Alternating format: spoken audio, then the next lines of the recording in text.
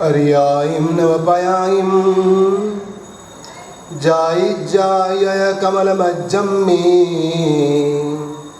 श्रीसिद्धचक्रमाहप्पं तं किंपि जम्पेमो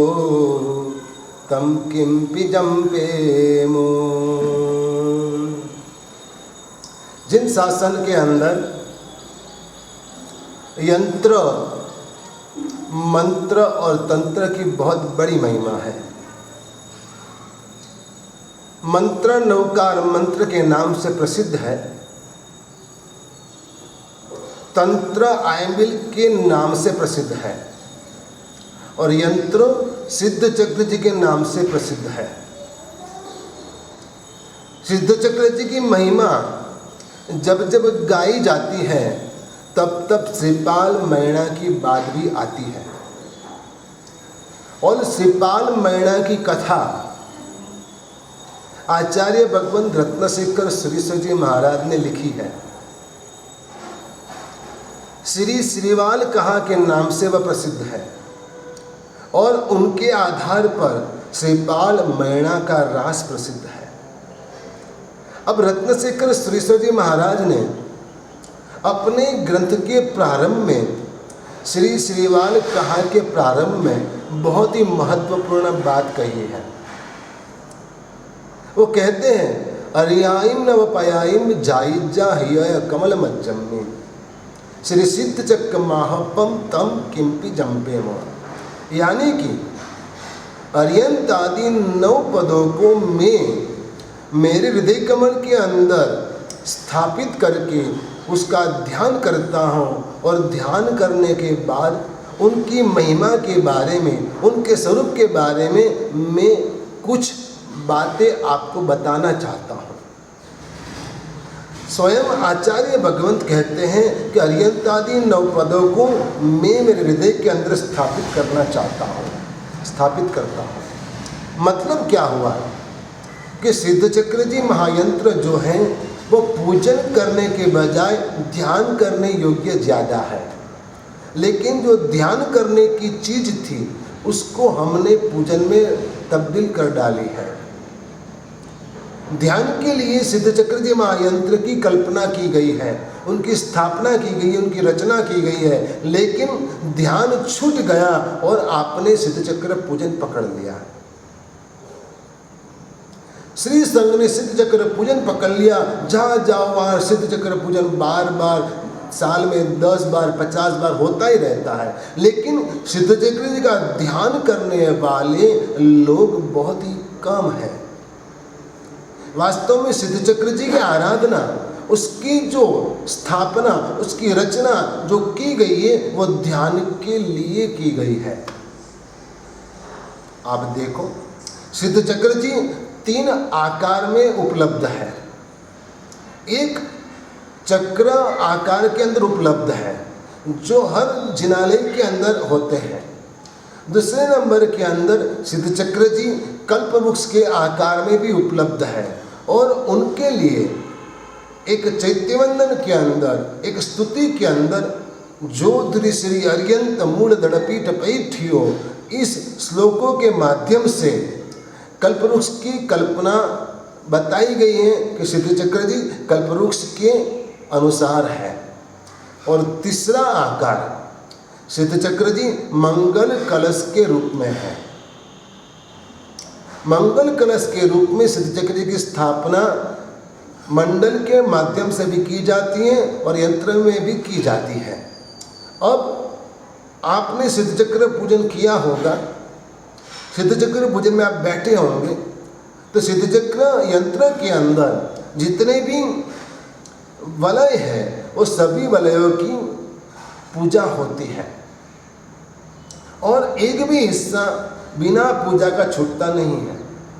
लेकिन एक हिस्सा जो है सिद्ध चक्र जी यंत्र का, जो मंगल कलश के आकार में है, उसकी पूजा नहीं होती है। और यंत्र मंत्र तंत्र में एक भी चीज ऐसी नहीं होती है कि जो बेवजह हो। बताओ वो कौन सी चीज है कि जिसकी पूजा सिद्ध चक्र यंत्र में नहीं होती है। और फिर भी वो वहां है तो क्यों है? सिद्ध चक्र जी के यंत्र में मंगल कलश के पास में 2 चक्षु है, 2 नैन है, उनकी पूजा नहीं होती है, तो फिर क्यों है वहां पर? सिद्ध चक्र जी यंत्र के अंदर ये चक्षु है, इसका मतलब ये हुआ कि आपको वहां ध्यान एकत्रित करना है, स्थित करना है, आपके मन को वहां स्थिर करना है। क्योंकि मन को स्थिर करने से पहले आपको आपकी आंखों को स्थिर करनी होगी। जब तक आंखें स्थिर नहीं होगी, आंखें भटकती रहेगी, तब तक मन स्थिर नहीं रहेगा। और इसलिए ध्यान में न आंखें खुली रखनी है, न आंखें बंद रखनी है, लेकिन आंखें आधी खुली आधी बंद रखनी है, जो भगवान महावीर करते थे, रखते थे और कहते थे, बताते थे। नासाग्र नेत्र दृष्टि भगवान की होती थी ध्यान के अवसर पे। वैसी अवस्था में आपको बैठना है और सिद्ध चक्र की आराधना साधना करना है। लेकिन उससे पहले आपको उनकी आंखों से आंख मिलानी है और इसके बाद धीरे धीरे अपने आप को केंद्र में लाके स्थिर करना है। मतलब कि आंखें ध्यान करने के लिए है। आंखें खुली रखोगे तो भटकेगी, आंखें बंद करोगे तो झपकी आ जाएगी। और इसलिए आंखें नहीं खुली रखनी है और नहीं बंद रखनी है, लेकिन आंखें स्थिर रखनी है। सिद्ध चक्र यंत्र का जो मंगल कलश का आकार है उसमें चक्षु है और मंगल कलश मंगल करने का वादा देता है कि आप ध्यान करो, आपका मंगल अवश्य होगा। कल्पवृक्ष के आकार में सिद्ध चक्र जी है, उसका मतलब यह है कि वह उनकी साधना करने से जो कुछ भी आप चाहते हो वो देता रहता है, मन वांछित फल दाता। सिद्ध चक्रना गुण गणा कहता नावे पार, वांछित पूरे दुख रे बंधु बारंबार। कल्पवृक्ष का आकार यह कहता है कि आप उनके पास जो चाहो वो प्राप्त कर सकते हो। कल्पवृक्ष का तीसरा आकार चक्र आकार जो है, चक्र का काम है काटना, चक्र का काम है काटना। तो सिद्ध चक्र जी संसार चक्र को काटने का काम करता है। सिद्ध चक्र जी दुख चक्र को काटने का काम करता है। सिद्ध चक्र जी कर्म चक्र को काटने का काम करता है। आप फैक्ट्री में जाते हो, देखते हो कि चक्र घूमते रहते और कई चीजें कटती जाती है। हाँ, तो संसार चक्र भव चक्र काटने का काम सिद्ध चक्र जी की आराधना करती है और इसलिए सिद्ध चक्र जी का ध्यान करना है। लेकिन ध्यान करने के लिए सिद्ध चक्र जी के आराधक के लिए एक बात खास ख्याल रखनी है कि वह कैसा होना चाहिए, साधक कैसा होना चाहिए, सिद्ध चक्र जी का आराधक कैसा होना चाहिए। तो कहते हैं कि सिद्ध चक्र जी के आराधक का हृदय जो है ना, वह कमल जैसा कोमल होना चाहिए। कमल जैसा हरियाईम नव पयाईम जाइजा हिया कमल मज्जमी। हृदय कमल के अंदर उनको स्थापन करना है, मतलब प्रत्येक आराधक का हृदय कमल जैसा होना चाहिए। और कमल होता है कोमल, यानी कि सभी जीवों के प्रति कोमलता, सभी जीवों के प्रति प्रेम भाव, सभी जीवों के प्रति दया का भाव, सभी जीवों के प्रति मैत्री का भाव, करुणा का भाव। हृदय कोमल होना चाहिए प्रत्येक आराधक का। सिद्ध चक्र जी की आराधना करने से पहले आपके हृदय को कमल जैसा कोमल बनाइए। दूसरे नंबर में कमल का एक गुण है, वह है निर्लेप। कादव में पैदा होता है, कीचड़ में पैदा होता है, लेकिन कमल के ऊपर कादव का एक बूंद भी नहीं होता है। जरा भी कचरा कमल के ऊपर नहीं होता है, कमल निर्लेप रहता है। ठीक वैसे साधक भले संसार में हो, लेकिन वह संसार से अलिप्त होना चाहिए। यूं ही सिद्ध चक्र जी की आराधना नहीं हो पाती है। और तीसरी बात, कि आपके संग में यदि कोई भी व्यक्ति आ जाए, कोई भी आत्मा आ जाए, तो उसको आप प्रभावित करोगे। कमल के पत्ते के ऊपर पानी की बूंद होती है, गिरती है, होती तो पानी की बूंद, लेकिन वो कमल के पत्ते के ऊपर रहने से नीलम रत्न जैसी प्रकाशित हो जाती है। क्योंकि कमल के पत्ते के ऊपर पानी की बूंद गिरती है और उसके ऊपर सूर्य की किरण पड़ती है तो वो चमकने लगता है रत्न के जैसा। तो ठीक वैसे प्रत्येक आराधक के संग में यदि कोई भी आत्मा आ जाए तो उसको भी चमकाना आपका फर्ज है, उसको भी आगे लाना आपका फर्ज है। आपके जीवन के अंदर आराधना करने से पहले ये 3 बातें होना अति आवश्यक है। सिद्ध चक्र जी की आराधना आश्वयुज मास की ओली और चैत्र मास की ओली में विशेष रूप से की जाती है।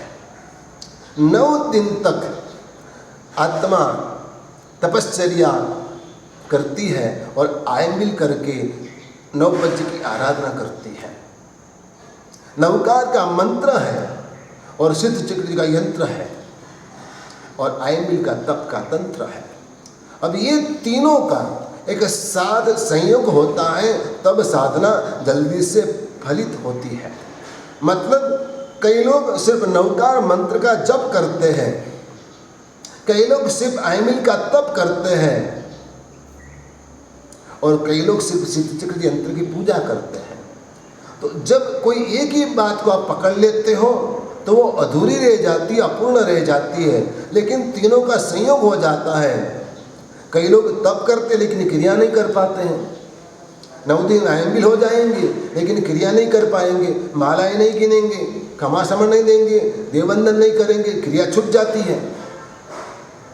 तो ये बात अधूरी रह जाती है। इसलिए तीनों का संयोग होना जरूरी है, यंत्र मंत्र और तंत्र का।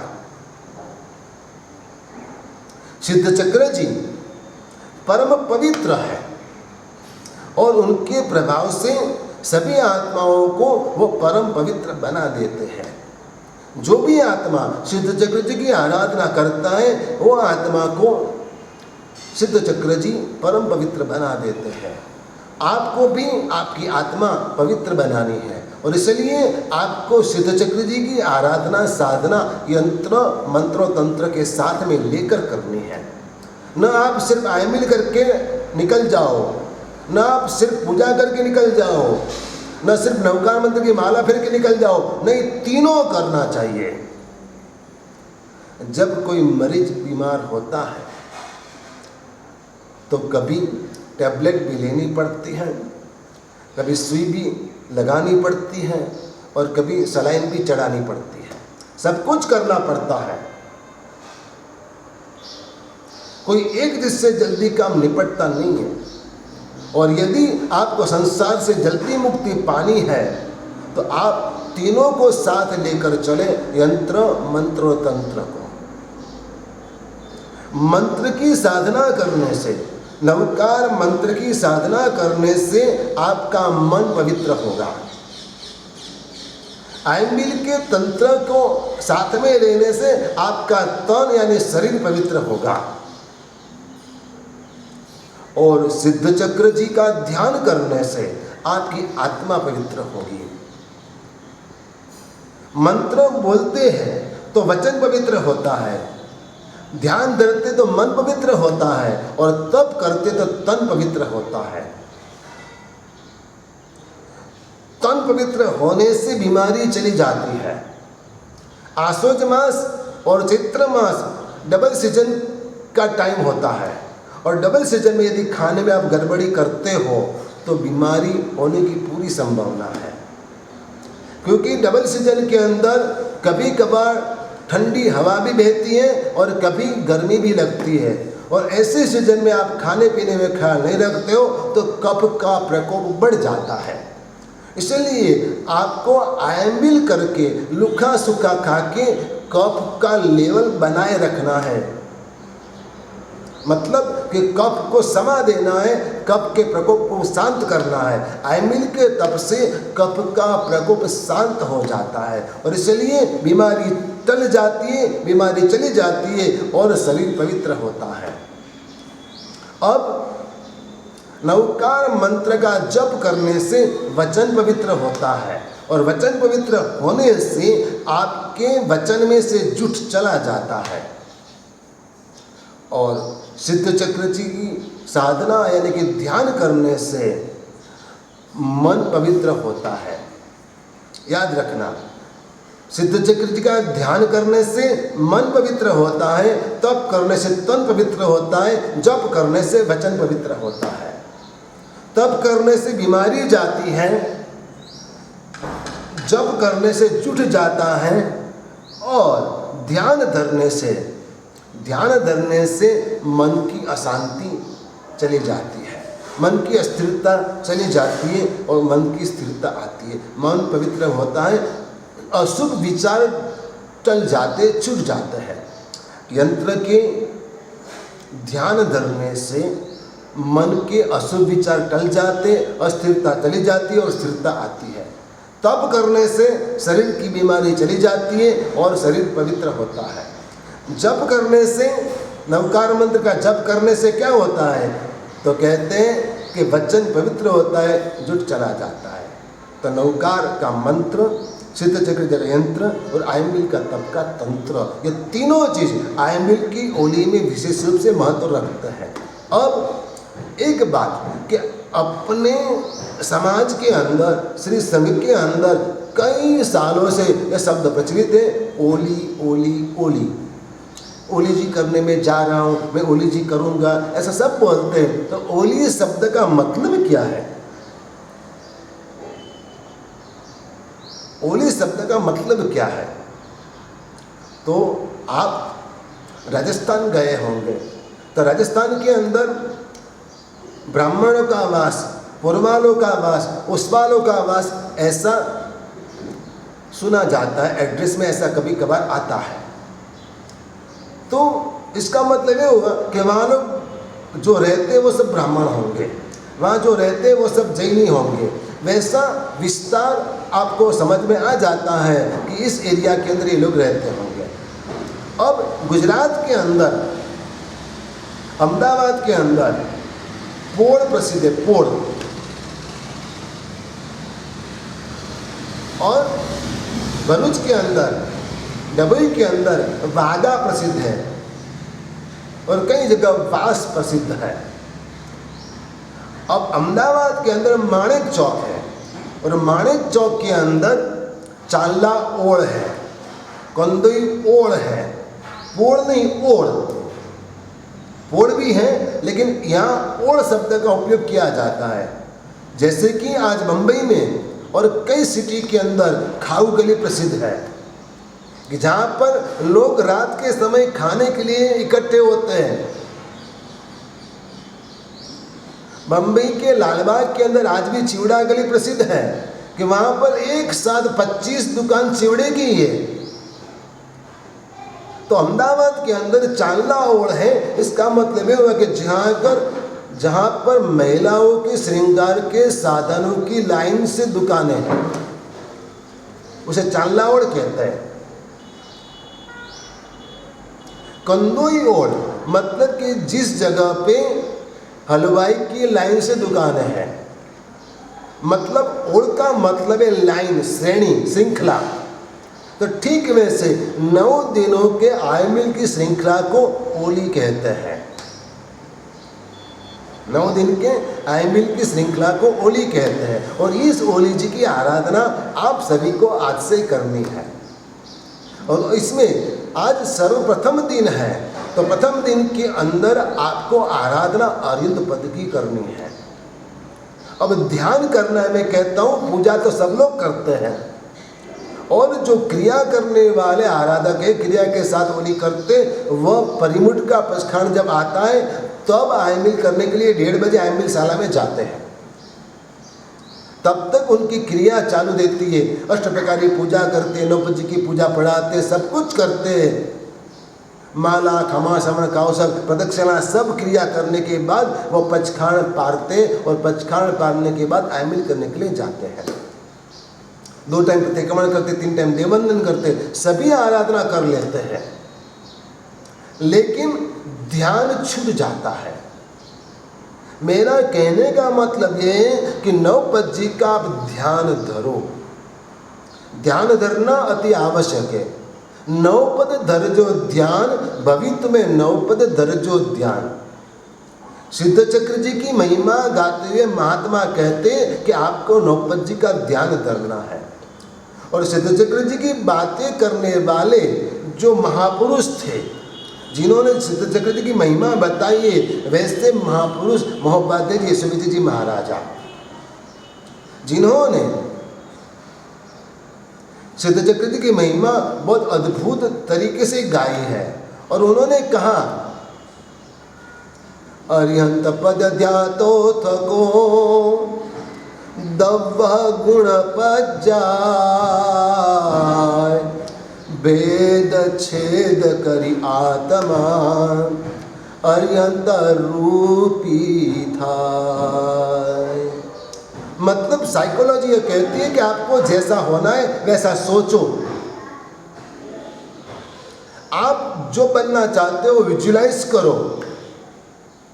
जैन धर्म यह कहता है कि तू भी अरिहंत बन सकता है। जिनाणम जाव्याणम दिन्नाणम तार्याणम बुद्धाणम वो याणम, तू भी अरिहंत बन पाता है, लेकिन जब तू अरिहंत का ध्यान करेगा तब। अब देखो, आने वाली 24वीं में प्रथम तीर्थंकर पद्मनाभ जो होने वाले हैं वह किसकी आत्मा है? महाराजा शरणिक की आत्मा। आने वाली 24 में सर्वप्रथम तीर्थंकर बनेगी पद्मनाभ नाम से। लेकिन वह किस रूप से बनेंगे, कैसे बनेंगे? तो कहते कि जैसे भगवान महावीर थे, ठीक वैसा ही जीवन, इतना ही आयु, सब कुछ भगवान महावीर जैसा उनको प्राप्त होगा। क्यों? कहते हैं कि शरणिक राजा ने भगवान महावीर को इतने भक्ति भाव से पूजे है, इतनी भक्ति की है, इतनी आस्था रखी थी, भगवान के प्रति इतना लगाव था कि इसकी वजह से जब उनकी चिता जलाई गई तब भी उनकी चिता में से भी वीर वीर वीर की आवाज आती थी।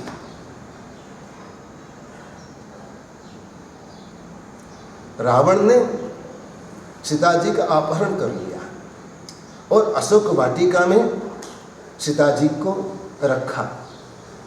अब सीता जी रावण को वश होने के लिए तैयार नहीं है और इसलिए रावण ने अपनी दासियों को रखा है सीता जी की सेवा में और कहते हैं कि तुम उसको समझाओ, मैं भी आता रहता हूँ, आऊँगा, सीता जी को मनाऊँगा, जब वो हाँ बोलेगी तब मैं मेरे महल में ले जाऊँगा। अब सीता जी अशोक वाटिका में है, उद्यान है, कई वृक्ष है और वहाँ उद्यान के अंदर कई तरह के कीड़े मकोड़े आदि होते हैं।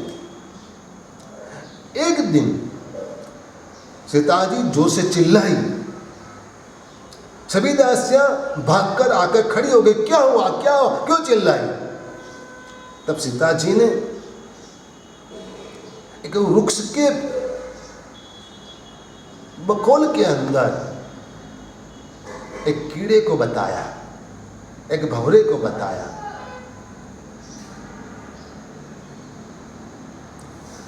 तुझे किस बात का डर है? इसमें क्या डरने की चीज है? तो जंतु है छोटा सा, क्या कर लेगा? सीता जी कहती ये बात नहीं है, मैं कब से 2 दिन से देख रही हूँ कि भंवरा एक कीड़े को पकड़कर लेके आया था और फिर वह इसके आसपास ही घूमता रहता था और आवाज करता रहता था, मंडराता था और गुंजता था। अब आज वो कीड़ा मर गया और भंवरा बन गया। मुझे डर है कि मैं यहाँ बैठे बैठे राम राम राम का नाम लेती हूँ तो मैं राम बन जाऊंगी, तो फिर मेरा और राम का संबंध कैसे बना रहेगा? दासी बड़ी चालाक थी, बुद्धिमान थी। वो कहती है तो फिक्र मत कर सीता, तू यहाँ बैठे बैठे राम राम राम का नाम लेती है और तू सोचती है कि मैं राम बन जाऊंगी, तो राम भी जंगल में भटकते हुए सीता सीता सीता करते होंगे और सीता बन जाएंगे, तुम्हारा दोनों का संबंध बना रहेगा, तो फिक्र मत कर। शास्त्रकार भगवंत इसे इली का भ्रमर न्याय कहते हैं। शास्त्रकार भगवंत इसे इली का भ्रमर न्याय कहते हैं कि जैसे कि एक कीड़ा यानी कि ईयड़ भंवरे के ध्यान में मर के भंवरी बन जाती है, ठीक वैसे यदि भक्त भगवान का ध्यान धरता है तो भक्त भी भगवान बन पाता है। अरिंद ना ध्यान अरिंद बनी जसु, जिननी भक्ति करता करता हमें जीन बनी जसु। कई लोग ने इस शब्द में चेंज कर दिया है और जैन बनी जसु ऐसा लिख दिया है, क्योंकि वो वास्तव में जैन नहीं है। लेकिन भक्त का कवि का कहना क्या है कि अरिंद ना ध्यान अरिंद बनी जसु, जिननी भक्ति करता करता हमें जिन बनी जसु। सैनिक महाराजा ने भगवान महावीर की इतनी भक्ति की थी कि वह स्वयं भगवान महावीर जैसी तीर्थंकर, उतनी आयु वाले, उतनी देह यष्टि वाले, उतनी ऊंचाई वाले, उतनी अवगाहना वाले तीर्थंकर बनेंगे आने वाले 24वें पद्मनाभ नाम के। सोचो, आपको अरिहंत परमात्मा का ध्यान धरना है। ध्यान धरने के लिए आपको क्या करना चाहिए? पूजा करना बहुत सरल है, 2-4 भक्ति के गीत गा लेना बहुत सरल है, लेकिन ध्यान करना बहुत ही कठिन है। आज ही मैंने पढ़ा कि 1.5-2 साल के अंदर जो बच्चों का स्कूल जाना बंद हो गया और ऑनलाइन पढ़ाई की, उनकी वजह से अब स्कूल खुलने के बाद बच्चे स्कूल में 4 घंटे भी आराम से बैठ नहीं पाते हैं। उनको लिखने की आदत छूट गई है। तो मानो आपने ध्यान करना छोड़ दिया है, आपने एक जगह आराम से चैन से बैठना छोड़ दिया है, तो ध्यान कैसे कर पाओगे? ध्यान करने के लिए एक आसन पर बैठना बहुत ही जरूरी है। और जो पद के बारे में आपको जितनी भी जानकारी है, वह पद के बारे में चिंतन करना चाहिए। आंखों के अंदर अरिहंत परमात्मा की प्रतिमा की कल्पना करनी है और अरिहंत परमात्मा की प्रतिमा की कल्पना करने के बाद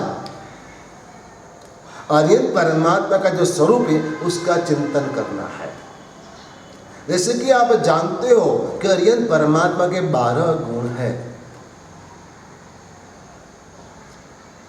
अष्टप्राति आर्य है, 4 अतिशय है, यह 12 गुण अरिहंत परमात्मा के हैं। नहीं, अरिहंत परमात्मा के अनंत गुण हैं, लेकिन यहाँ पर सिर्फ स्थूल रूप से आपको यह 12 गुण बताया गया है।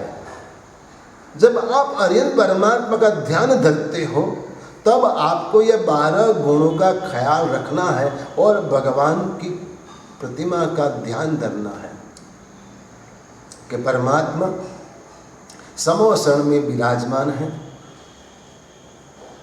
अशोक वृक्ष के नीचे विराजमान है, सिंहासन के ऊपर विराजमान है, प्रभु के मस्तक के ऊपर 3 छत्र हैं, पुष्पवृष्टि हो रही है, देवदुंदुभी का नाद हो रहा है, आसपास में देव खड़े हैं और चामर ढालते हैं। यह परमात्मा की कल्पना आपको मन में करनी है। इस रूप से आपको सोचना है और उनमें आपको लीन होने का प्रयास करना है कि मेरे भगवान कैसे हैं। ये अरिहंत परमात्मा ने हमारे ऊपर कितना बड़ा उपकार किया है। आर्यन परमात्मा का सबसे बड़ा उपकार कौन सा?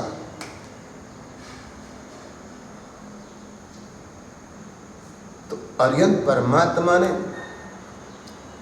इस सृष्टि का सही दर्शन हमने करवाया, वह सबसे बड़ा उपकार आर्यन परमात्मा का।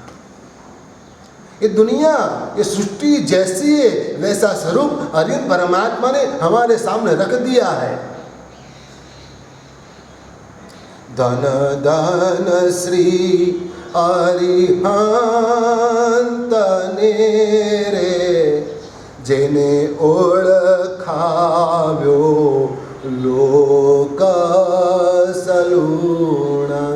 आर्यन परमात्मा ने सारी सृष्टि के पहचान हमको करा दी है कि दुनिया ऐसी ही है, दुनिया ऐसी है, पहले से भगवान ने बता दिया है ताकि हम परेशान न हो जाए। ते प्रभुनी पूजा विना रे जन्म गमाव्यो फोकसलूण। धन धन श्री अरिहंत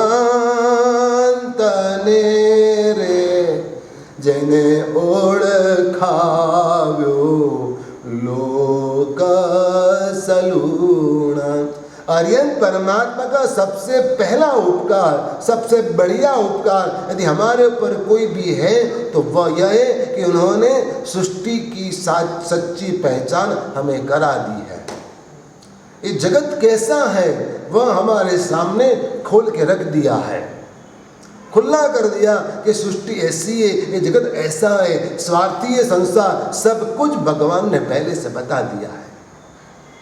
आर्यन परमात्मा का सबसे पहला उपकार यह है और इसलिए आर्यन परमात्मा का हमें ध्यान धरना है।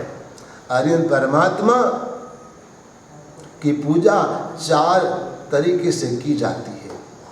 नामाकृति द्रव्य भावै पुनः तस्ति जगत जनम क्षेत्रे काले सर्वस्मिन नरः तसमुपास्महे। नाम से भी भगवान की भक्ति करनी है, आकृति से भी भगवान की भक्ति करनी है और द्रव्य भाव से भी भगवान की भक्ति करनी है। नामाकृति द्रव्य भावै, जब आपको मौका मिले तो मंदिर में जाके आकृति को नजर के सामने रख के, प्रतिमा को नजर के सामने रख के आपको भगवान की भक्ति करनी है। और जब आप मंदिर जाके वापस लौट गए हो, घर पे हो या तो बाजार में हो, कहीं भी हो, तब आप नाम लेकर भगवान की भक्ति कर पाते हो। नाम से भी भगवान की भक्ति होती है, आकृति से भी भगवान की भक्ति होती है। नामाकृति द्रव्य भावै पुनः श्री जगत जनम क्षेत्रे काल सर्वस्व नरतसोपास्मे। 4 निक्षेप कहा है, 4 निक्षेप से भगवान की भक्ति की जाती है, क्योंकि भगवान चारों रूप से हमारे ऊपर उपकार करते हैं। वास्तव के भगवान तो 7 राजलोक दूर ऊपर सिद्ध शिला में विराजमान है, लेकिन फिर भी आज हमारे ऊपर उपकार कौन कर रहा है? वही भगवान जो मंदिर में बैठे वो हमारे ऊपर उपकार कर रहा है। मंदिर में जो भगवान बैठे उसको हमारे हृदय के अंदर प्रवेश कराना है और उसके लिए उसका ध्यान धरना अति आवश्यक है। जब तक भगवान जो मंदिर में बैठे और जब हृदय तक नहीं पहुंचेंगे तब तक आपका कल्याण नहीं होगा। मंदिर में तो भगवान बैठे, लेकिन उसकी पूजा, उसकी भक्ति प्रतिदिन करना अति आवश्यक है। और जब आप मंदिर से बाहर निकलते हो तब आपके मुंह में उनका नाम होना अति आवश्यक है। नाम लिए आवी मिले मन भीतर भगवान, नाम लिए आवी मिले मन भीतर भगवान। जैसे नाम लेंगे आप भगवान का, तुरंत आपके मन में आकर बैठ जाएंगे। कई लोगों को भगवान का नाम लेना भी कठिन लगता है, मुश्किल लगता है, लेकिन नाम से भी भगवान आपके ऊपर उपकार करते हैं, आकृति से भी आपके ऊपर उपकार करते। भगवान महावीर की आयु सिर्फ 72 साल की थी, 72 ईयर्स, और उसमें से 30 साल तो गृहस्थ अवस्था में रहे। 42 साल करीब साधु जीवन में रहे, उसमें 12.5 साल तो छद्मस्त अवस्था में थे। तो 30 साल इस सृष्टि के जीवों के ऊपर उपकार किया और विचरण किया, उपदेश दिया, सिर्फ 30 साल। लेकिन आज महावीर का नाम 2500 साल के बाद भी हमारे ऊपर उपकार कर रहा है। आज महावीर की प्रतिमा 2500 साल के बाद भी हमारे ऊपर उपकार कर रही है। भगवान स्वयं जब थे उससे भी ज्यादा उनकी प्रतिमा और उनका नाम आज हमारे लिए उपकारी है, और इसलिए उनका ध्यान हमें अवश्य करना चाहिए। आर्यन भगवान कैसे है? तो महागोप, महान, महानिर्यामक और महासार्थवा, ये 4 विशेषण आर्यन परमात्मा के लिए दिए गए हैं।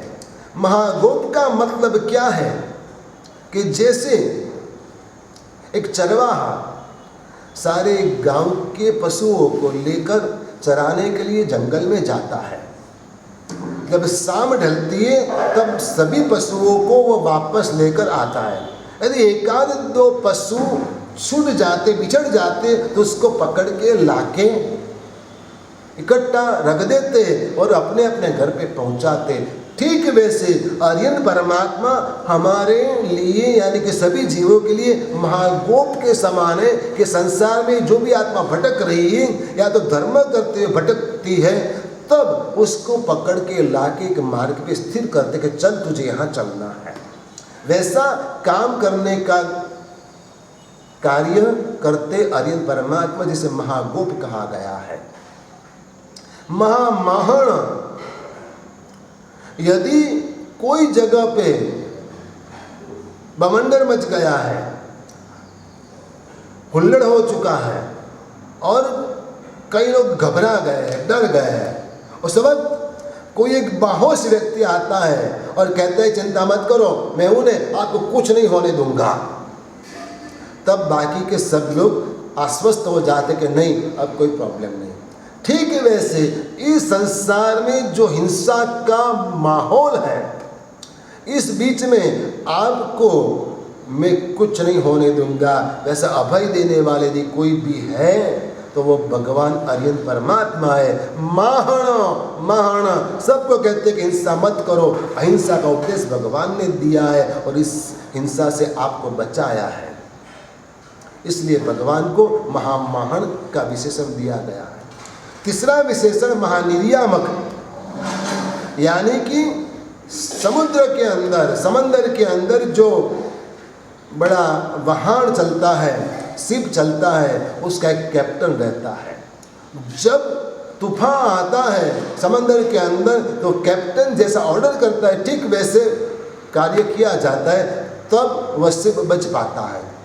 तो वैसे संसार के अंदर, संसार समुद्र में हमारी जीवन नौका जो है वह बहती जाती है, लेकिन जब संसार में तूफान आता है तो कैप्टन हमारी आर्यन भगवान जो है वो हमारी नौका को बचा लेते हैं। इसलिए भगवान महावीर को, आर्यन परमात्मा को महानिर्यामक कहा गया है। और चौथी बात, महासार्थवाह। सार्थवा का मतलब ही बिजनेस टूर ऑपरेटर। पहले के समय के अंदर भी एक गांव से दूसरे गांव, एक देश से दूसरे प्रदेश के अंदर बिजनेस करने के लिए जाना होता था, तो सब व्यापारी अपना अपना माल सामान लेकर चलते थे, लेकिन उसकी रहने की, खाने पीने की, सुरक्षा की आदि की सुविधा ये बिजनेस टूर ऑपरेटर करता था और इससे सार्थवा कहा जाता था। और एक 2-4 व्यक्ति को एक गांव से दूसरे गांव जाना है तो उसको वो पूछते कि हम आपके साथ चलें, तो हाँ कुछ पैसा लेकर वह उसको भी ले जाता था। यदि कोई बिछड़ गया तो उसको भी साथ में लेने का वो प्रयास करके सुरक्षित मुकाम पे पहुंचा देता था, उसको सार्थवा कहते हैं। वैसे तीर्थंकर परमात्मा, आर्यन परमात्मा महासार्थवा है कि संसार के जीवों को मोक्ष नगर तक पहुंचाना है, संसार के जीवों को मोक्ष नगर तक पहुंचाना है। और मोक्ष नगर तक पहुंचाने में बीच में कोई जीव भटक जाता है तो उसको भी साथ में लेते हैं और लेकर चलते हैं, वैसे अरिहंत परमात्मा है। अरिहंत परमात्मा के 4 विशेषण महागोप, महामहण, महानिर्यामक और महासार्थवाह। और अरिहंत परमात्मा इस संसार के सभी जीवों के प्रति अप्रतिम करुणा भाव रखते हैं। दया और करुणा के अंदर बहुत ही तफावत है। दया टेम्पररी होती है, करुणा स्थायी भाव से होती है, इतना फर्क है। ऐसे अरिहंत परमात्मा का आज आयम्बिल करके आराधन करना है और उसमें एक दान का आयम्बिल करने वाले सिर्फ चावल का द्रव्य वापर के आयम्बिल करेंगे। श्वेत वर्ण अरिहंत परमात्मा का, अरिहंत परमात्मा का वर्ण कौन सा? सफेद वर्ण, श्वेत। श्वेत वर्ण शांति का वर्ण है। आज आपको नमो अरिहंताणम पद की माला फेरनी है, 20 माला गिननी है। और श्वेत वर्ण आप चाहें तो आज के दिन सफेद वस्त्र ही पहनना, भगवान की अंगरचना सफेद कलर में ही ज़्यादा करना। और यदि आपको प्रभावना करना है तो कोई सफेद चीज की प्रभावना करना। श्वेत वर्ण शांति का वर्ण है और इस दुनिया के अंदर सुख से अधिक शांति की आवश्यकता है। और शांति चाहिए तो भगवान के चरणों के अलावा कहीं मिलने वाली है ही भी नहीं। आपको कोई रिसोर्ट में शांति नहीं मिलेगी, कोई हिल स्टेशन पे शांति नहीं मिलेगी, कोई 5 स्टार होटल में शांति नहीं मिलेगी। जितने भी महोत्सव के साधन है वहाँ कहीं भी शांति आपको नहीं मिलेगी। शांति आपको सिर्फ मात्र अरिहंत परमात्मा के चरणों में ही मिलेगी। और इसलिए आपको अरिहंत परमात्मा के चरणों में आना ही होगा, आना ही पड़ेगा, आज नहीं तो कल। जितने भी महाविद्वान समर्थ गुरु भगवंत इस शासन में हो गए, वह सभी ने भी आखिरकार अंत में भगवान की भक्ति का ही सहारा लिया है। क्योंकि भक्ति ही आखिर शांति की अनुभूति कराती है। अरिहंत परमात्मा के चरणों में शांति मिलेगी। श्वेत वर्ण शांति का वर्ण है। जब कोई शरणागति स्वीकार करता है तो सफेद झंडी फरकाता है। क्या करता है? सफेद झंडी फरकाता है। और तब समझ में आ जाता है कि अब वह युद्ध नहीं चाहता है। तो आपको शांति चाहिए, संसार में संघर्ष नहीं करना है और शांति की अनुभूति करनी है तो अरिहंत परमात्मा के चरणों में आपको आना पड़ेगा। अरिहंत परमात्मा के अनंत गुण हैं, लेकिन सिर्फ 12 गुण की बात की है और यह गुणों की कल्पना आपको करके ध्यान करना है। विशेष प्रयत्न करके आपको अरिहंत परमात्मा का दर्शन अपने हृदय के अंदर करना है। आपकी आंखों में विराजमान करके आपको भगवान का दर्शन करना है। आप जब मंदिर में जाओ तो भगवान के बराबर ठीक सामने बैठना और भगवान की आंखों से आंख मिलाना और बाद में आंखें बंद करके भगवान को देखने का प्रयास करना। एक प्रयोग में आपको देता हूँ, एक होमवर्क में आपको देता हूँ कि आप मंदिर में जाना, भगवान के ठीक सामने बैठना बराबर और भगवान की आंखों के अंदर आंखें मिला के टिक मिका के देखना, एक नज़र से देखना, पल के झपकाना नहीं। और बाद में आपकी आंखें बंद करके भगवान को देखने का प्रयास करना जो आपके हृदय के अंदर बैठा है, जो सामने वही आपके हृदय के अंदर है, वो देखने का प्रयास करना और फिर आप मन से उनकी पूजा करना। 9 अंग पे एक एक नवकार मंत्र बोल के आप पूजा करना, तब आपको परम शांति की अनुभूति होगी। श्वेत वर्ण शांति का वर्ण है। आज आप अरिहंत परमात्मा का ध्यान धरना। श्रीपाण और मैणा ने तो क्या किया था, इससे भी ज़्यादा आपको बहुत कुछ प्राप्त हो सकता है। उन्होंने जो किया था वह आप भी कर पाते हो। उन्होंने जो पाया था उससे ज़्यादा कई गुना आपको प्राप्त हो सकता है, लेकिन आपको सिद्ध चक्र का ध्यान धरना है, साधना करनी है, स्थिर चित्त से उसमें लीन होना है। आप सभी उसमें लीन होने का प्रयास करें, सिद्ध चक्र जी का ध्यान धरें, नवपत जी का ध्यान धरें। यही मेरी आप सभी से एक अपील है, प्रार्थना है कि आप अब पूजा के साथ साथ ध्यान भी करना प्रारंभ कीजिए। बस आज इतना ही। धर्मलाभ आशीर्वाद।